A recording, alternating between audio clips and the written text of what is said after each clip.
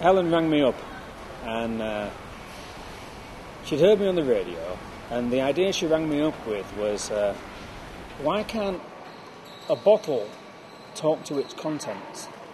You know, quantum mechanics tells us that two entangled particles can communicate across the universe. So why can't a bottle of washing up liquid know when it's empty and disappear?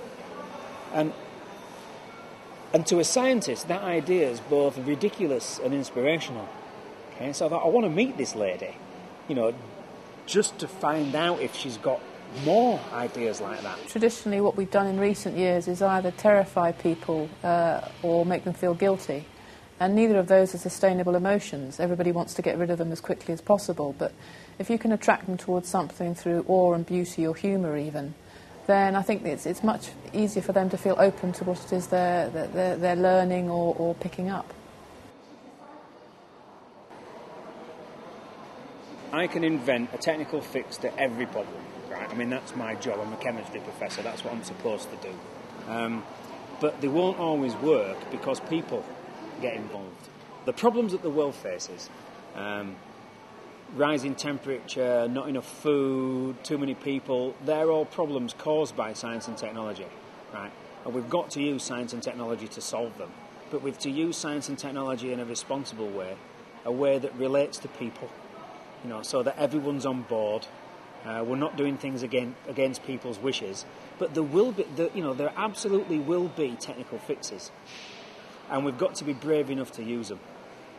I think because it's got a provocative visual at its heart, which is the idea of destroying something beautiful in front of you, which normally goes against the grain of how people think art should be valued or viewed. So it was quite important for me to do something that would capture people's curiosity, if only to have the bigger discussion.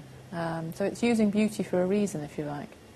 By day 26, the dresses are gone, and in a sense your power to communicate the story of what you're trying to get across is also gone.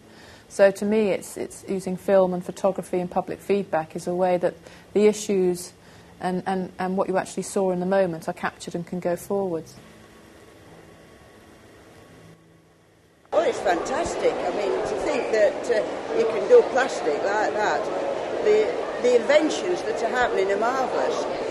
Well, there's thousands of people in here every week, you see. Oh, yeah, marvellous. I mean, it's near the M1. You can come from south, north, east or west, can't you, from the coast or anywhere. It's been interesting. It's such a new and interesting concept. It's taken a while for us to get our heads around it, let alone explain it to the general public. It goes against so much of what you experience in your day-to-day life to have a plastic that will just dissolve and disappear. And it's amazing when you do actually show it to people how impressed they are and amazed by it. And I think it's a mental image they will take away with them and think about. We've been told a lot by people that they want to recycle plastic, but there's not the facilities available at the moment to do it. So they've been very happy to be seeing this plastic, and they're asking us, why isn't it in the shops? Why isn't the government sponsoring it? Why isn't it compulsory to have these for certain items? And they are really looking forward to seeing it used in a wide variety of commercial uses.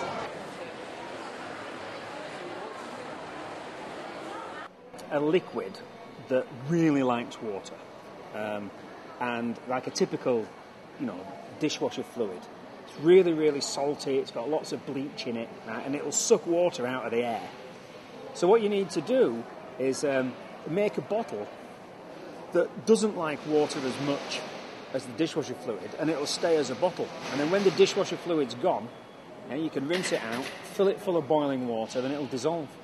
If you've got a liquid that's full of salt, then the salt ions are really hungry for water. So they'll grab water from everywhere. And if you've got in contact with it a material that's not so good at competing for water, it won't dissolve.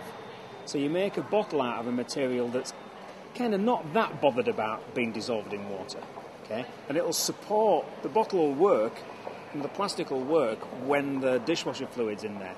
But when the dishwasher fluid's gone, you can rinse it out, and then it's just like a little cube of jelly, right? You pour boiling water on it, it'll dissolve. Then you put it in the fridge, and it goes solid, and now you've got a gel. And the top of the bottle is like a little pepper pot, and it's got seeds and rooting compound in. Sprinkle that on the top, starts to grow. It's fantastic, and imagine being able to go into a supermarket and get a basil fragranced washing up liquid that became a bowl of basil in your kitchen.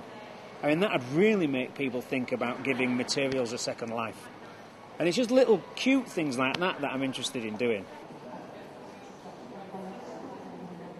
It wasn't your conventional project. It was more of being brought very much into the collaboration from a very early point.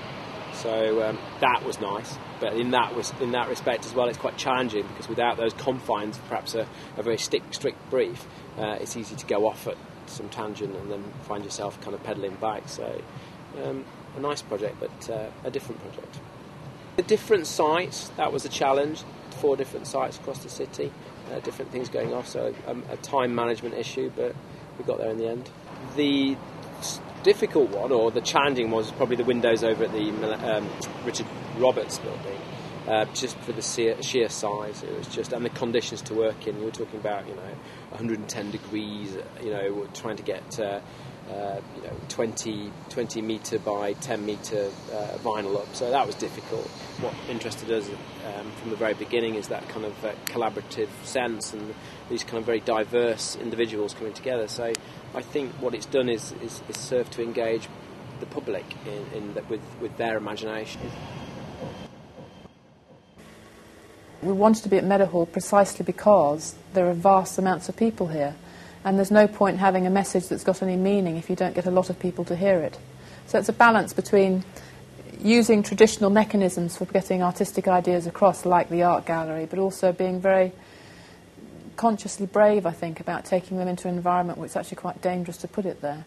Everybody that's worked on the project, in their own way, has crossed a boundary that they didn't imagine they would before they started working on it. And in many ways, in all the projects I've worked on, I try and encourage people to go to that slightly scared place of doing something slightly differently.